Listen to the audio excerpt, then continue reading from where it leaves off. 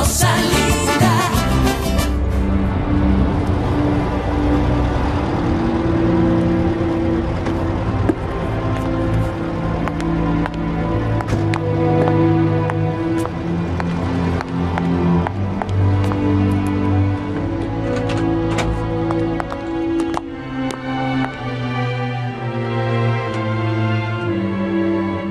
Ikaw ang magiging pinaka-importanteng paraan para mapasakin ang papa mo. Hindi magtatagal ay makukuha ko ang kanyang loob at ang puso niya.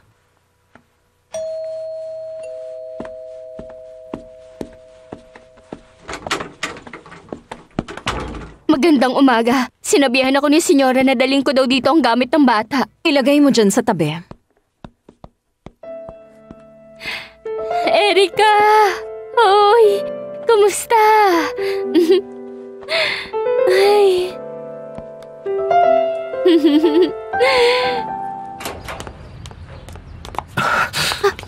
Wag, Beto. Baka may makakita sa atin. Ano naman? Kung susumbong man tayo ng mga katulong ng mama mo, ano naman ang pakialam natin, di ba? Ano na? Kamusta pala siya? Nakausap mo na mama mo? Oo. Ano sabi? Sabihin mo na. Kailan mo ko ipapakilala sa kanya? Hindi kailanman. Hindi siya interesadong makilala ka. Anong sinasabi mo?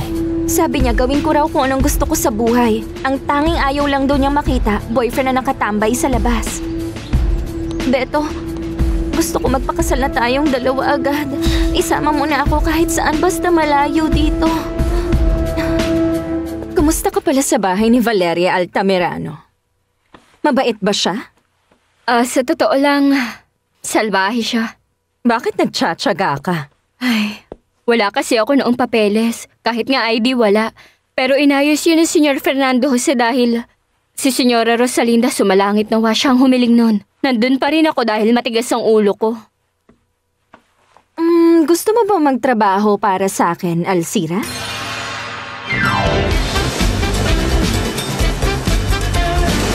Kumalma ka lang, Fernando Jose. Malapit na rin naman matapos ang tour.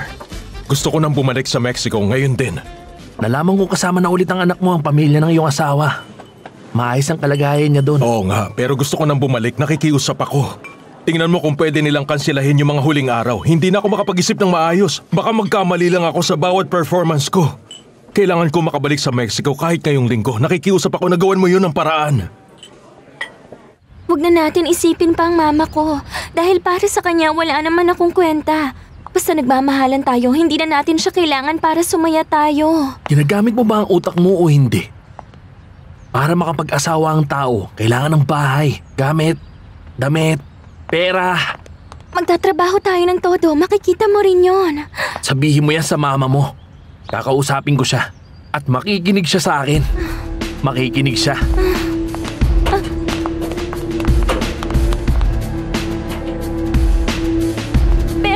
Beto, anong gagawin mo? At saan ka pupunta? Pinsan ako ni Abril at pumunta ako para kausapin ang amo niya. May ginagawa ngayon si Senyora, kaya hindi ka niya mahaharap. Sa ibang araw mo na lang siya kausapin. Hindi na to pwedeng ipagpaliban. Abril, nasa terrace si Senyora Valeria kasama si Senyora Enriqueta Navarrete. Sigurado magagalit yun kapag inistorbo ninyo. Pakiusap, Beto. Huwag kang gumawa ng problema. Mali ka. Matatapos ang problema kapag nakausap ko na siya. Dalin mo ako sa kanya ngayon.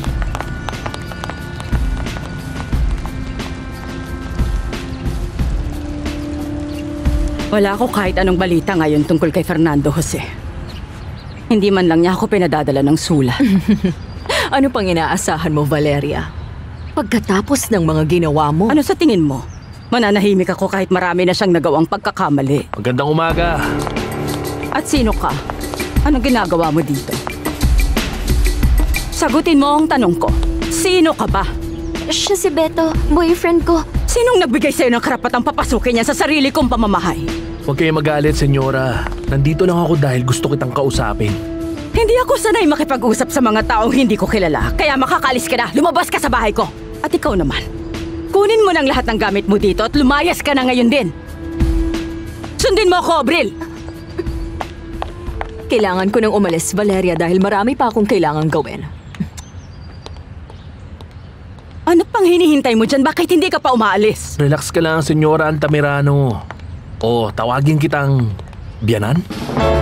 Ano bang pinagsasasabi mo? Alam ko naman na ikaw ang totoong mama ni Abril. Dati ka bang florist? Ang pangalan mo ba ay Rosalinda? Ewan ko. Ikaw ang totoong mama ni Abril. Huwag mo na itanggi. Sinong nagsabi sa'yo? Magkano ang kaya mong ilabas para hindi ko ibunyag ang sekreto mo? Nakakabuisit siya! Dumagdag pa siya sa problema ko. Hindi ka talaga nag-iisip. Bakit mo sinabi sa hampas lupang lalaki na iyon na ako ang totoo mong ina? Yung... Pagsisisihan mo ang ginawa mong babae ka! Patawarin mo ko, Anibal. Hanggat maaga pa, mas mabuting sabihin ko na sa'yo ang totoo. Pero sinabi mo... Nagkamali ako. Na-realize kong hindi tayo magiging masaya kung magsasama tayo. Pwede nang bumalik si Fernando Jose kahit anong oras. Rosalinda.